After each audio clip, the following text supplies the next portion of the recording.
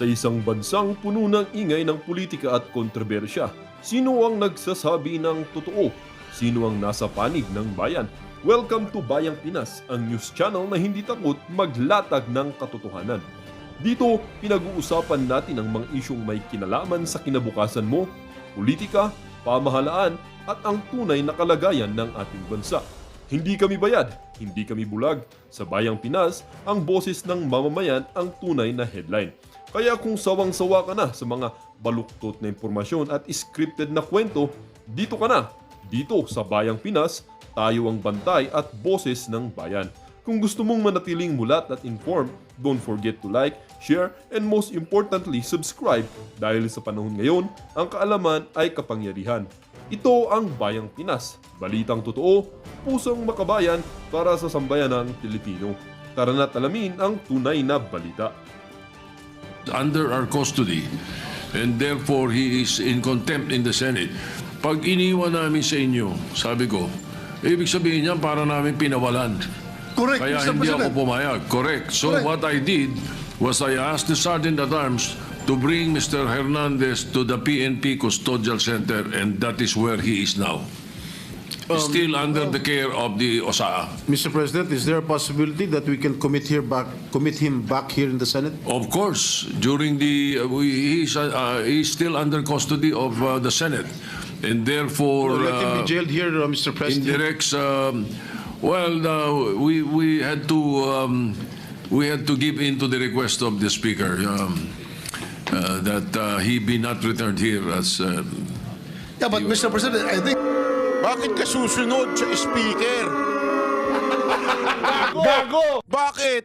Equal branch lang kayo ah. Why do you have to hid with the... Ladies and gentlemen malinaw po. Si speaker ang nagmamaniubra. Kasi tinatanong ni Jinggoy, bakit doon sa PNP Custodial, if totoo yung sinasabi ni Senate President Soto na under pa rin niya ng Senado. O edi sana, ibalik nyo sa Senado. Ang sabi ni Soto, hindi, we have to heed with the request of the Speaker. Bakit? Anong meron?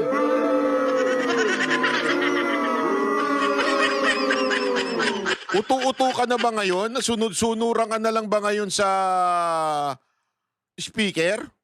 Senate President ka eh. Equal branch kayo eh. Bakit ka sunod-sunuran sa Speaker? Ang labo naman yan, Mr. Soto. I think as we speak, the jurisdiction of the person of Bryce Hernandez belongs to the Senate. Yes, and that's why we can call him here anytime we need him. Thank you, Mr. President. Yeah. Senator Alan Cayetano is recognized. Mr. President, on that Minority Leader is recognized. may I know, Sir President, will that be the new rule? Because under the present rule, kung sino may jurisdiction, siya'y magde-decide. So for example, siya'y incarcerated under RTC. So magpapaalam tayo sa RTC kung pwede nating hiramin. So nagpaalam sila sa atin kung pwede natin nila hiramin yung witness. Kasi insulto po sa atin yung sabihin may mangyayari sa kanya dito. Grabe, no? Soto, wala ka pala eh. Sorry pero manindigan ka naman para sa institusyon ninyo.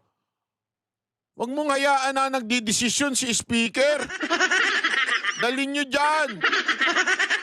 Ilagay nyo dyan sa loob si Bryce.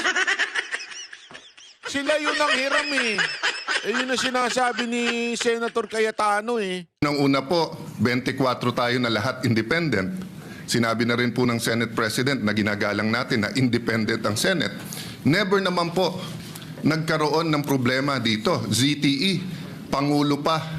I remember dito, muntik kaming maghablutan if Senator Lacson remembers with former Congressman Andaya, with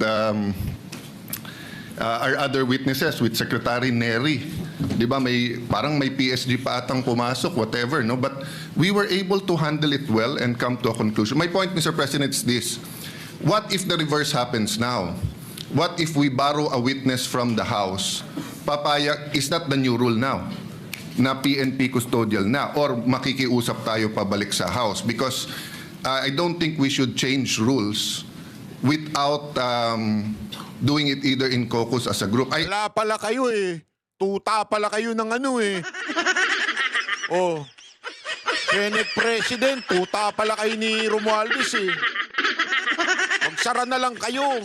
But I see the wisdom, Mr. President, of your immediate action. I'm not questioning your immediate action, Mr. President. I'm just asking, moving forward, shouldn't we keep the old rule na kung sino may custody, yun ang mag-keep nung custody niya, Mr. President? Yes, and that is the decision that the presiding officer made last night.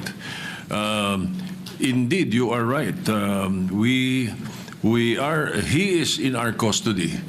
Now, what we did yesterday was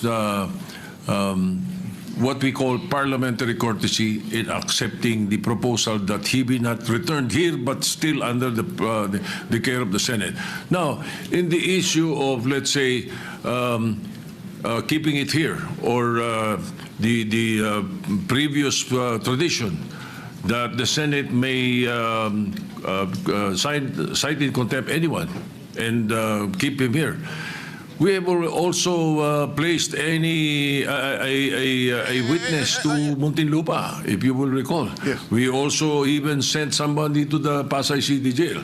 So I don't see any reason why we cannot commit this particular fellow to the PNP Custodial Center. But then again, I will leave it to the decision of the body. That was my decision last night. But if there is something that is a new decision that you would want, I will throw it to the body. Mr. President, I respect your decision, and I will tell you if I don't.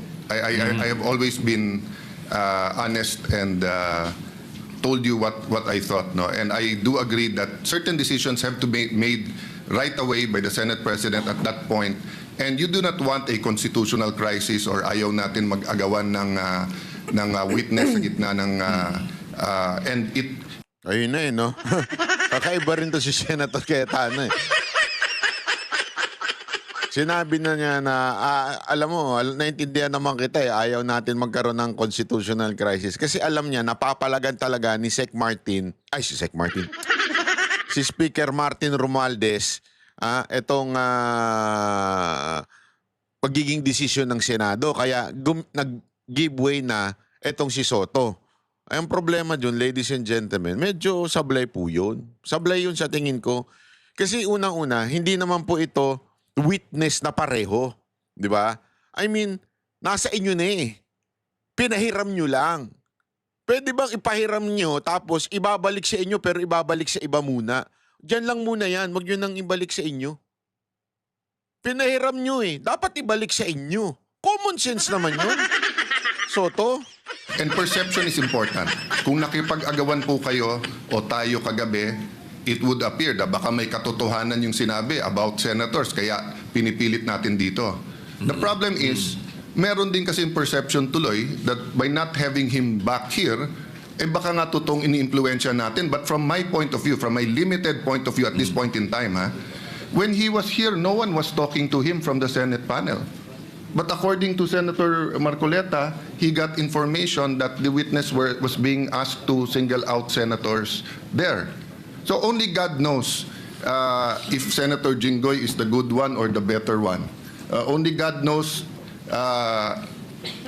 the totality of accusations against Brother Joel. But what do I know? I know na si Brother Joel, 2016 pa lang, 2017, when I left the Senate to go to the DFA, speech na ng speech to tungkol sa flood control eh. Even President Duterte had a speech na ang problema ko, DPWH. And never tinago ni ni President Duterte. Nandun yun po, nasa Facebook. Ang linaw, ano? Yan ang birada. Iba talaga to si Cayetano. Oh. Yun na nga eh. Tama yung sinasabi niya. Anong point niya dito? Kung sangkot si Villanueva sa flood control project, noon pa lang, panahon pa ni Duterte, sabi nga ni Cayetano, nagsasalita na siya, may mga expose na siya about flood control project. Oh, pinangalanan niya pa yung contractor, 'di ba? Pinapangalanan niya pa yung ibang mga contractor sa mga anomalyang project aside from the ghost control project o flood control, di ba? Ibig sabihin, kung ako may tinatago, iiwasan ko yung issue na yan. Iiwasan ko yung usapin na yan. Bakit? Mauungkat. Hindi niya iniiwasan. Noon pa lang, maingay na yan si Villanueva patungkol sa nangyayari sa Bulacan, yung baha sa Bulacan. Kung involved siya, ladies and gentlemen, bakit niya mag-iingay? Noon pa lang, hindi pa ho ito issue sa nationwide. Noon pa lang. Bakit? Pangalawa, eto pinasok niya pa kay Duterte kasi alam natin na aside from senators ang target ng pagdinig ng Kamara ay pati si Duterte, ang mga Duterte, pati si Congressman Pulong, target nila. Ito pa nga lang, noong palang panahon ni Pangulong Duterte, binabanggit na po niya ito. DPWH, ang corrupt, di ba, binanggit niya pa yung mga congressman. Sabi niya pa nga, naalala nyo, may time pa siya doon na pag si Pulong nalaman ko, magre-resign ako. Di ba? So, kung ikaw ay involved sa isang bagay, you wouldn't say that. Kung ikaw ay meron kahit kapirasong kasinungalingan, you wouldn't say that. Kasi madadali ka. Nasa TikTok na sinasabi niya baka may ghost project pa. 2022, to be fair to our new chairman of the committee on the Blue Ribbon Committee and the Senate President, you weren't here at that time, but I'm sure you monitored it. Tinuturo naman ni Secretary Bonoan kung bakit nagkaganon yung budget at ba't suddenly lumaki na naman yung budget. No? So the point is, Mr. President, perception here matters. Tomorrow ba or the next day we will announce, I think Malacanang has already said they will announce a independent commission. The minority has not discussed whether we will support it or not. Personally, I support it. But just like Ferdinand Marcos Sr., he always asked the opposition for one member. Kasi kahit gaano ka-independent ang members niyan, kahit anong integrity niyan, tao pa rin yan Pwedeng may agenda pa rin yung mga yan. So we will discuss in the minority. For example, kung maglalagay sila doon, do they commit? Hindi sila tatakbo for national office in 2028. Yon. Baka may integrity nga. Yon. Gagamitin naman yung commission to run in 2020. Nako, nakuha mo. Nakuha mo, Brad. Yung iniisip ko at iniisip nung iba. Marami na kasi nag-iisip di ba? Yung sinasabi ni Cayetano na itong si Marcos daw igagawa ng independent commission or na magtitingin dito sa lintik na flood control project na ito. Maraming naglilitawang pangalan. At syempre, ang isang lumilitaw na pangalan dyan ay si Magalong. Pero yung isang, yung isang side ng mga pumupuna kay Magalong ay baka gamitin niya ito for 2028 election. Sana hindi. And I'm hoping you do not run for a national post o national position. Kasi kung ganun, lahat pala ng mga sinasabi mo, lahat ng mga expose mo kuno, ay isa lamang palang campaign. So, I really hope hindi gamitin ito ni Magalong kung sakasakaling siya ang piliin at itong pag-iingay niya, baka siya kasi baka mamaya. Alam natin may mga litanyang ganyan na tayo'y pinilit ng taong bayan dahil sa mga korupsyon na nangyayari at kaya tayo ay napilitang tumakbo upang labanan ng korupsyon. Mga ganyan litanya di ba?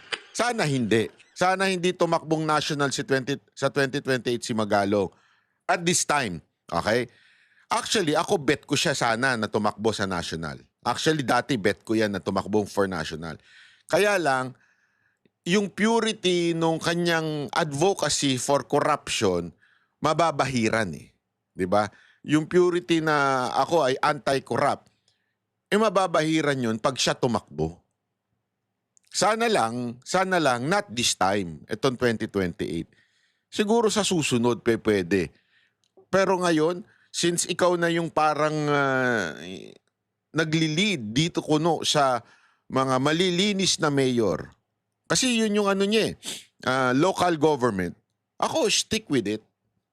Panindigan mo, magkaroon kayo ng maraming Vico Soto, maraming Isko Moreno, yung mga tuwid na mga mayor. Di ba? Ipaglaban nyo yun. Doon muna tayo. Huwag na muna tayong tumakbo sa national or else, wala na. Talagang bahid na ginagawa mo ito for campaign. Will they sign also that wala silang conflict of interest? Because some of the credible people now being interviewed are part of conglomerates and are working for oligarchs that also have their interests, Yo. maybe not in infrastructure, but on other things. So ang point ko, Mr. President, Naku po, na-disrupt matindi yung pasabog na yun, ha? Oh. Yung iba daw mga nag-iingay o mga ano ay parte ng mga oligarch. Nako. Sabi nga, maybe not interested in flood control pero sa ibang bagay. Alam mo yung mga pahaging ni Kayatanong ganyan, gusto ko matanong niya ng personal. Sino kaya yung mga yan? yung sistema ng corruption, which is good. Pero ang ginagawa pabalik ng mga corrupt, dinidisrupt din tayo eh.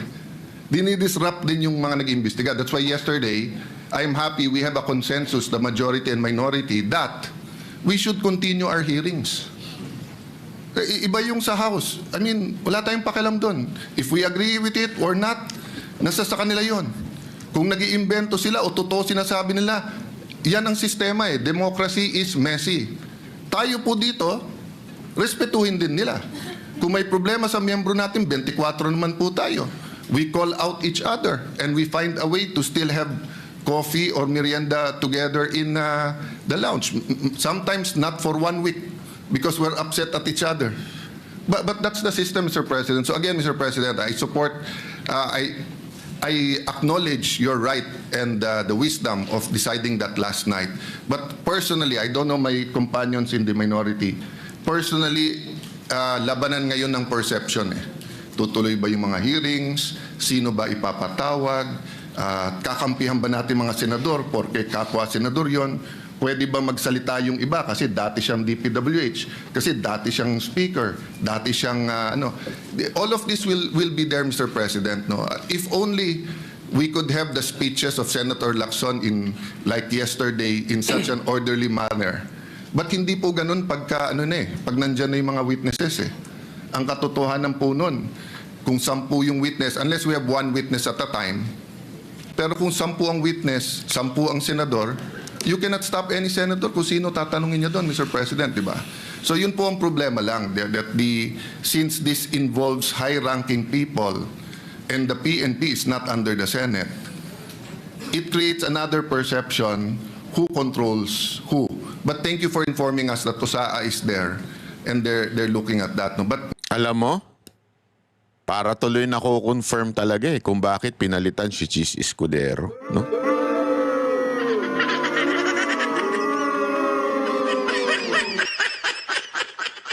Para ang Senado ay maging tuta ni Speaker Martin.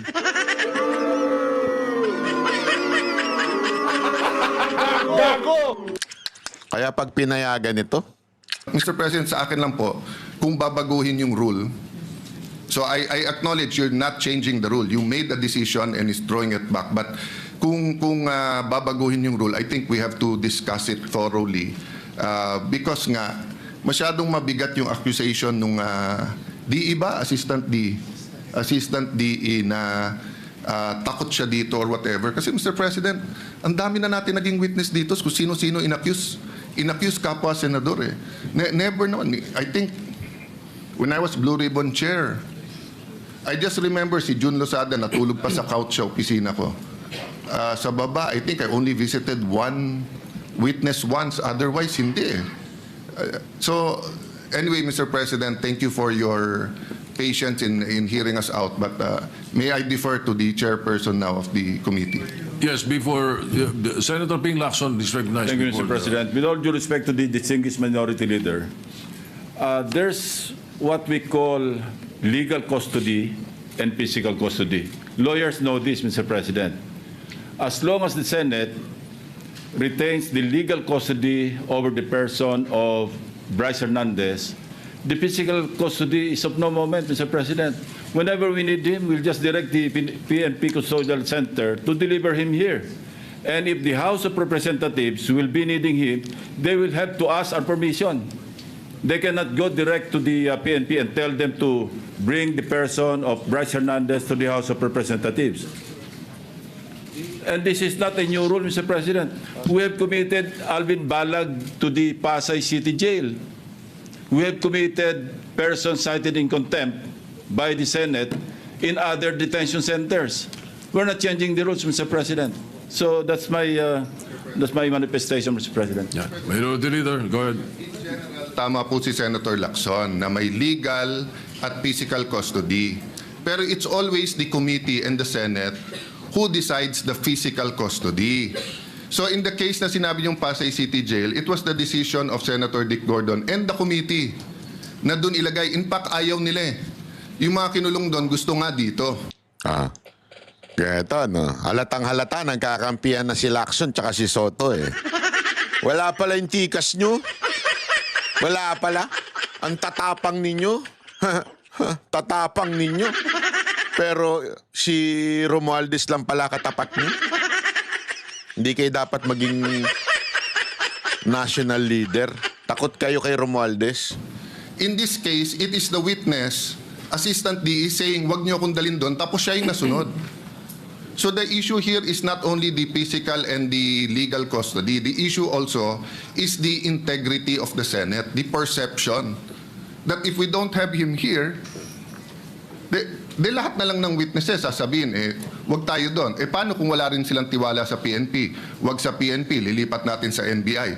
The peculiarity of this case is that it wasn't the House nor the Senate, nor the PNP, nor the intelligence community making the request. It was the witness. I beg to disagree. It was Speaker Martin Romualdez who was asking me. Yes, I Mr. did not talk President. to the witness. I did not hear him say it was only Speaker Mr. President, Martin. it was live in the hearing. Bago siya magsalita, sinabi niya, pwede ba, mga congressman, wag niyo akong ibabalik sa Senate dahil may mga, hindi ako safe, may mga senador doon. Ang sabi ng congressman, magsalita ka muna. Meaning condition pa nila, magsalita ka, saka na. That's why I think, in fairness to the speaker, no, I don't think this is his personal I don't think he was wishes. also present. Yeah, much the same yes, way yes. as I did not hear that. Let me particular- clarify that, Mr. President. I Yes. don't think it's his personal request. I think he was conveying it as speaker to this chamber in the same manner na pag may request kami sa House, either the majority leader or the Senate President will request it. But hindi naman po alam ng tao na ang request ay formal eh. And again, hindi ko na question yung kagabi. But all over the news and live, yun po ang lumalabas. Yung witness ang nagdidikta na wag niyo ako ibalik sa Senate. Naka? Ano ba experience niya dito? Ano ba ang ginawa natin sa kanya? Di ba? Wag siyang ibalik sa Senate for detention. Pero Yes. we will never allow that he not be brought here back when Agree, he Mr. needed. President, As a but that- matter of fact, if you move for for him to be returned here, we will return here right away. Agree, Mr. President. Ang problema kasi he gives the impression na pag dito, mapre-pressure or may kakausap sa kanya. Yun yung impression ngayon eh. Which I think is unfair to all of us. I'd love for him to name senators here para ma-confront natin siya. Grabe, no? But anyway, Mr. President, Yes, I think we okay. vented I don't know the Halatang pressure halata. of my colleagues. So may I yield to Okay. Senator So Marcoleta? just to ventilate more on what the minority leader was saying, let me just place on record so that the public will know. You know, we have Section 6C of the rules of the Blue Ribbon Committee. It's very clear. It says a witness cited in contempt may be ordered to be detained in such place as may be designated by the committee alone or with the concurrence of the Senate President. Or either. Just on the rules. We've done this already in the past, and we have not deviated from the rules. But if our good colleagues would like to discuss this further, maybe in a caucus, after the speeches, we could have a caucus and discuss, Mr. President, if we want him back here or we would keep him in the PNP Custodial Center. Yes, so that we can continue with the debates. We'll continue with that. But before I recognize Senator De La Rosa or Senator Marcoleta, again, for the concern of the minority leader, the People's or the Independent Commission that is being created, we leave it up to the executive. That's their problem. But in the Senate, I have filed since August 16 the Independent People's Commission. Perhaps your concern can be addressed in our own bill. I hope very soon we will be conducting a hearing of the matter. Yeah, both, Mr. President, because if you remember, during the time of Ferdinand Marcos Sr., there were independent commissions. And the opposition, and we are the new opposition here, Yes. advocated that. But I am studying your bill, and I thank you for filing it, Mr. We President. can include that. We can include that. And this bill will be a lot better than the executive order because the executive order can be shut down by the Supreme Court. But especially Section 4 of the proposed executive order. But in Section 4 of the Independent People's Commission, we are practically addressing that already right there in the bill. All right, thank you. Senator, are you giving way? Senator you, Mr. Marcoleta is President. Yan. Yari ka pa dyan. Isa pa I yan. have the permission, Mr. President, to read your letter addressed to the House Infrastructure Committee dated September 8, 2025. This is to formally approve your request for Mr. Bryce Hernandez to attend your hearing tomorrow, September 9, 2025, 9 a.m. at the People's Center House of Representatives. We expect that he be returned safely immediately after the said hearing to the Senate. To the Senate. It's very categorical, Mr. President. Yan yung sulat ni Soto doon sa Kamara na as soon as matapos nyo, ibalik nyo sa Senado. Ayan. Pumayag yung Kamara. Ayan, tanong, bakit hindi may balik ngayon? Hindi tayo magpaikot-ikot, tatakot lang kayo kay Romualdez. Their request that he be called for hearing in the House of Representatives was conditioned upon his safely return to the Senate. There is no need for a motion, Mr. President. Tama! I was still the chairman of Blue Ribbon Committee at the time, and it was very clear that we committed him to the custody of our Sergeant at Arms. Not in Quezon City, not anybody else. Ayun! And so, as already asked by Senator Alan, we are not supposed to change the rule. Tama! I move, Mr. President, that he be back immediately to the custody of the Senate. Not only because this is the condition that you gave them, but more importantly, in order to erase the perception that if he is here in the Senate, he is not safe. I will reject the idea that if he returns in the Senate. Tama, para ka kasing sumang-ayon dun sa sinasabi nung yung na yon, yung sugarol na yon. Para ka sinasabi mo ngayon na, oy, sabi kasi ng sugarol, ayokong bumalik doon sa Senado kasi hindi doon safety, may mga senador doon. Sabi, di ba, inulit pa ni Cayetano sabi nung nagmamagaling na chair doon, sige, magpangalan ka muna. Ganun-ganun yun so para bagang napilitan siya magpangalan para hindi na siya may balik doon. Di ba? Kasi kailangan ka magpangalan para hindi kayo balik sa Senado. So nagpangalan siya. Si ganito, si ganire.